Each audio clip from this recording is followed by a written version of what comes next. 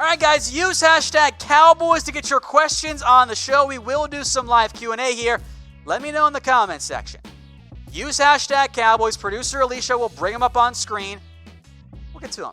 Use that hashtag Cowboys. That is how she will find them and bring them up on the screen. Anything you guys want about the Dallas Cowboys here. Super chats, by the way, we'll make sure those get on here as well. Kilgore says, "Sup, Tom? I feel like we are best friends now. Best friend ended with Joe for me. Kilgore is my new best friend." Thank you very much for your super chats, my man. I appreciate them always coming in. Everyone be more like Kilgore. He's the best, all right? Thank you for the super chat, man. I appreciate it. Also, guys, keep using hashtag Cowboys. That's how Producer Alicia will find them. Otherwise, they will get lost and they will get buried.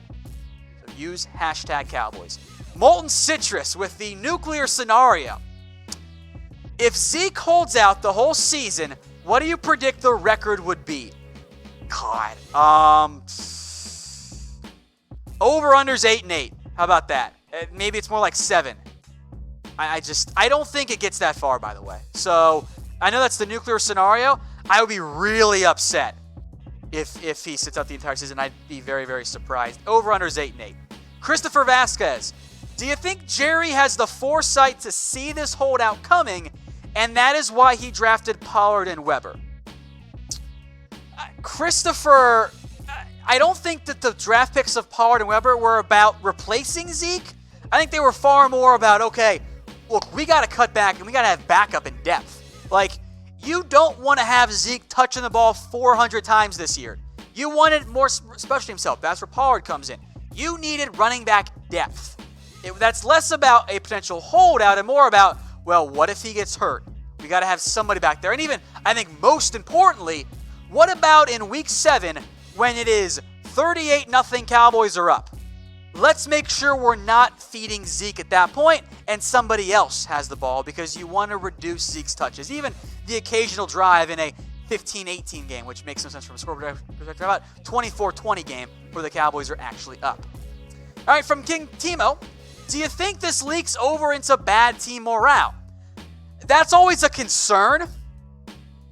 I would hope the Cowboys are able to kind of put the blinders on, so to speak, and just focus in on camp. It's a concern. If it gets past that August 6th deadline, I think it could be a bad sign. But I don't think you have to panic about that quite yet if you're the Cowboys. I think it's still a little bit on the earlier side of that one. That's a good and fair question there, King. All right, next up here from Niani Angela. Hopefully I pronounced your name right there. I'm sorry if I didn't there. People acting like holdouts are new. It's just like picketing. Suppose that's a fair analogy. I wouldn't say people acting like it's new. They're acting like it's a premier player on a premier team and he's not at camp. That's a big deal for me. Now, many of you were telling me it's not a holdout yet. It's not a holdout yet. He's going to show up tomorrow. He's already in California, where the comments I had to deal with yesterday on the show. Well, all those were wrong, plain and simple, which is fine. I'm not knocking you guys too much there. But type H if it's a holdout. Because guess what this is, guys? It's a holdout. We can use whatever spin language we want of he's just late or it's not a big deal. It's a holdout, guys. And that is not good. That's not an ideal scenario. All right, Evan Rosales says, hashtag Cowboys. Oh, boy, okay. Trade Zeke for Gurley. Cowboys say no. Or trade Zeke and a second for David Johnson and Patrick Peterson. I think the Cardinals say no. I don't think that they want to give up Pat P. It's closer, though, I think, in terms of proper value there. He says, who do I want from a trade? I would need a premier back and a draft pick. That's kind of my mindset. You're not getting Saquon without giving up draft picks. That's not how the Giants are going to operate there. You could maybe get David Johnson. I'm intrigued by that idea, but you definitely be downgrading your running back, which isn't the worst thing in the world. Also, David Johnson, guys, kind of older than you might expect. All right, super chat from Destroyer Dog. Will the Cowboys win the Super Bowl without Zeke? I will go with no, with the caveat unless you got something really good back in a trade for him. If you just got picks, no. I don't think there are many NFL teams out there who could get rid of one of their top 10 best players, heck, probably top 5 best players, and win the Super Bowl. The exception there is the Patriots because they're just different. They are the exception to every single rule in the NFL. So, no, I don't think Dallas will win the Super Bowl without Zeke Elliott. It's just not with the way the Cowboys organization is run. TKG, how long do you think Zeke will hold out for the whole season? No, I don't think he holds out for the whole season. I don't. I think he shows up before the August 6th deadline. That's my expectation. Of course, I thought he was going to show up today, or even it was going to be on the team playing, because that's what the Cowboys had said. The Cowboys thought they were going to be there. The organization was confident, and then they were wrong, so everyone else was wrong, which happens. It's the nature of the business, but I don't think he holds out into the season. Carlos, what's a contract offer for Zeke is looking for? What's the contract offer? He wants to be paid more than Todd Gurley. So that probably approaches $15 million per year. Again, Gurley right now makes $14.4, over $1 million more than Bell and David Johnson.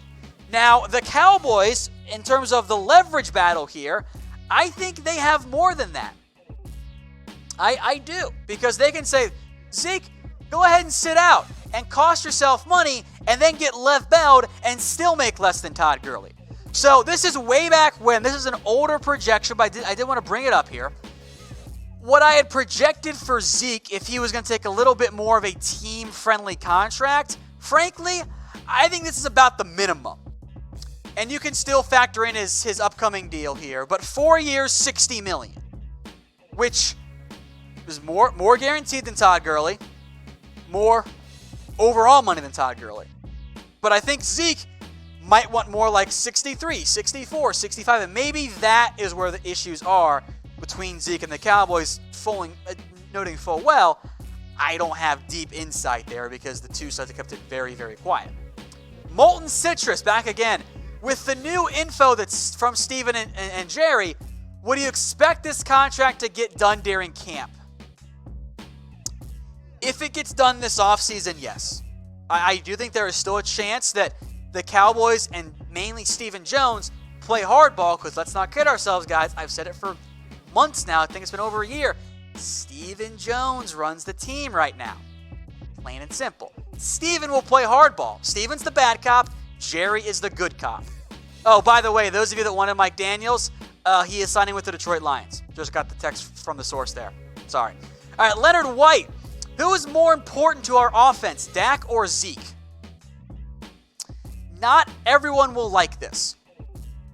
But there is one correct answer, and that is unequivocally Dak Prescott. There is zero doubt that Dak Prescott is more important to the Dallas Cowboys than Ezekiel Elliott. If Dak goes down, the season is done. They are screwed. And this is true for pretty much every NFL team out there. The quarterback is always more important than the running back. That is simply how today's offense is built. I'm not saying that Dak is a better player at his position than Zeke is at his position, because that's just not true.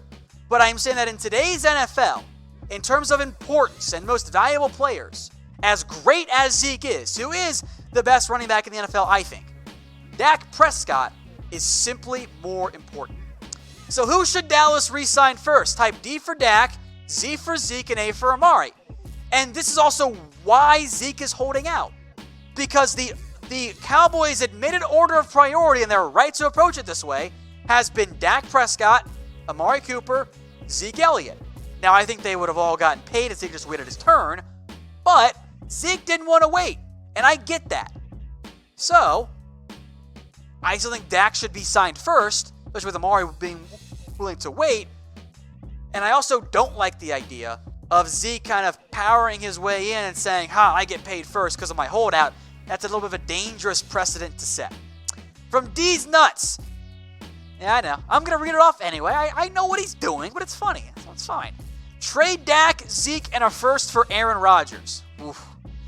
It's a big-time trade package there. Notice I said package in D's Nuts. You guys are welcome. I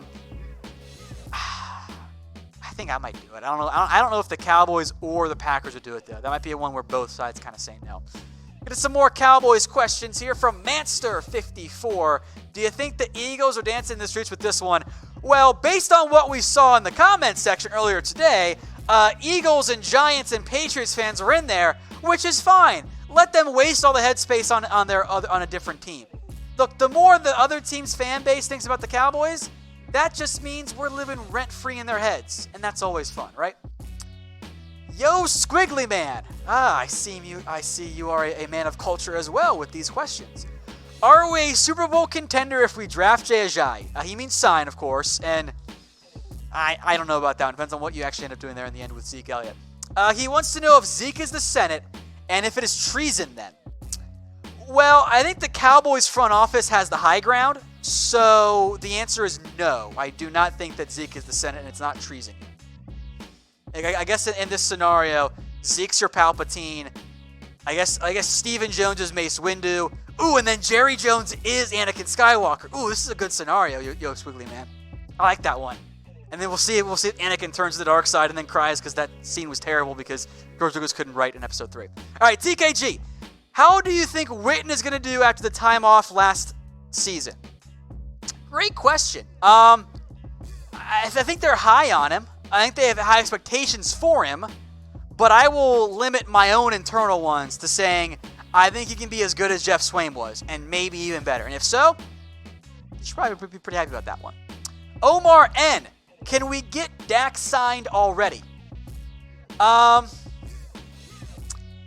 Cowboys, and this is why Zeke's also holding out, they don't operate with a lot of urgency. You heard it from Stephen Jones today. It was kind of like, it'll get done when it gets done, which is fine, but also let's move. Like, the sooner you get it done, the more money you save. By the way, I did not like Jerry Jones's comments about saying the Browns and Saints don't impact the Cowboys contracts, because they do. They absolutely do. I think Jerry's wrong on that one. Rebecca Lopez. Will the Cowboys win more playoff games this year? If they don't, Jason Garrett's gone. He ain't coming back. Now, Jerry Jones definitely avoided that question by blaming it on audio that he couldn't hear. But, yeah, he has to win playoff games or else he's not coming back there. All right, guys. Make sure you are subscribed to us here on YouTube. We're going to do all kinds of camp updates for you. We'll have video coming out pretty much every single day going forward, except for the one day I'm out of town. Sorry about that. Blame my buddy Greg, who has a bachelor party. Sorry, I'm off traffic here. Anyway, training camp updates, news, rumors, fan-led content, everything you want on the Cowboys, it's all right here. We got almost 1,000 watching. I'm sure not all of you are subscribed. We are approaching 30K subscribers. Let's get it done. TL The Truth Neighborhood 0. Does Zeke actually have more leverage with everything off the field? I think that is a great point. In some cases, if Zeke was a Boy Scout off the field, I do think it would be easier for him to have leverage. But in terms of the leverage battle, I kind of think that the Cowboys actually have a little bit more. Now, if we get past that August 6th deadline, I think that might give Zeke actually more leverage because now he's like firmly dug in and entrenched. All right, Crystal Kennedy, when do you think the Cowboys will sign Amari Cooper? It will be after Michael Thomas signs and probably after Julio Jones signs. And in reality, I think it'll come in around $19 million per year. Cameron Kramer, do you think the Cowboys are underrated given they were number 15 in the power rankings? I don't know whose that was, Cameron, but to answer your question, yes, they were underrated. The entire national media narrative this year has been, well, geez, how are the Cowboys going to pay all of these young players? And yet they get ranked out of the top 10. Do you know why the Cowboys have to pay all these guys? Because they're friggin' good. That's why. The Cowboys should be viewed as a top 10 team. They made the playoffs last year. They were one of the youngest in the NFL. You can doubt the coaching staff. That's fine. I get that. But it was about as bad as it could have been from offensive play calling last year under Scott Linehan. And they still made it to the playoffs.